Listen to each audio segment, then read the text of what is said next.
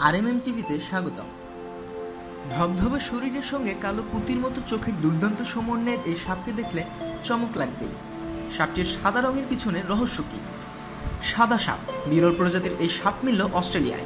এক স্থানীয় ব্যক্তি সাপটিকে উদ্ধার করেন। সাপটিকে আক্রমণ করেছিল একটি কুকুর, তিনি তাকে বাঁচান। এরপর সেটাকে টেরিটরি ওয়াইল্ড পার্ক নামের চিড়িয়াখানা কর্তৃপক্ষের হাতে তুলে দেন। প্রায় 31 কিলোমিটার দৈর্ঘ্যের এই চিড়িয়াখানা অস্ট্রেলিয়ার অন্যতম এক চিড়িয়াখানা। সেখানেই থাকবে এই বিরল প্রজাতির সাপ। তাকে এরই মধ্যে সাধারণের প্রদর্শনের জন্য রাখা হয়েছে। সাপটি বিষধর প্রকৃতির নয়, তবু ধবধবে শরীরের সঙ্গে কালো পুঁতির মতো চোখের দুর্দান্ত সমন্বয়ের এই সাপকে দেখলে চমক লাগবেই। সাপটির সাদা রঙের পেছনের রহস্য কি? প্রাথমিকভাবে মনে করা হচ্ছিল এটি জন্মগতভাবে অ্যালবিনো। অ্যালবিনিজম হলো একটি জন্মগত ব্যাধি যা চুল, চোখ এবং ত্বককে বিবর্ণ করে দেয়।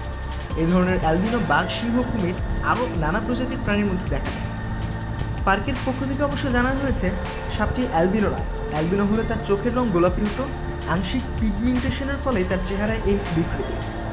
জন্মগত ত্রুটির কারণে এমন চেহারা হয় তার, যার ফলে তার চোখের রং কালো। চিড়িয়াখানা কর্তৃপক্ষের বক্তব্য, সাধারণত এই ধরনের সাপ খুব বেশি দিন বাঁচে না, কেননা যেহেতু গায়ের সাদা রং, তাই তাদের ক্যামোফ্লেজের কোনো উপায় থাকে না। সহজেই তারা শত্রুর আক্রমণের শিকার হয়। এই পরিস্থিতিতে সাপটির বেঁচে যাওয়া সত্যি বিস্ময়কর বলে জানান তারা। রকমারি খোঁজ খবরের জন্য সাবস্ক্রাইব করুন এবং আরএমএম টিভির সঙ্গেই থাকুন। ধন্যবাদ।